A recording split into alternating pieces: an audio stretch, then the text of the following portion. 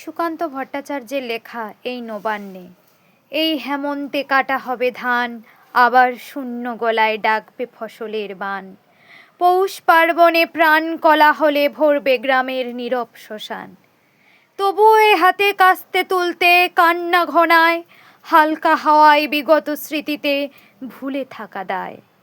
গত হেমন্তে মরে গেছে ভাই, ছেড়ে গেছে বোন, পথে প্রান্তরে খামারে মরেছে যত পরিজন। নিজের হাতের জমি ধান বোনা বৃথায় ধুলোতে ছড়িয়েছে সোনা।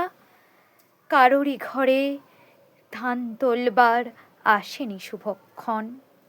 তোমার আমার ক্ষেত ফসলের অতি ঘনিষ্ঠজন, এবার নূতন জোরালো বাতাসে জয়যাত্রার ধ্বনি ভেসে আসে, পিছে মৃত্যুর ক্ষতির নির্বাচন। এই হেমন্তে ফসলেরা বলে, কোথায় আপনজন?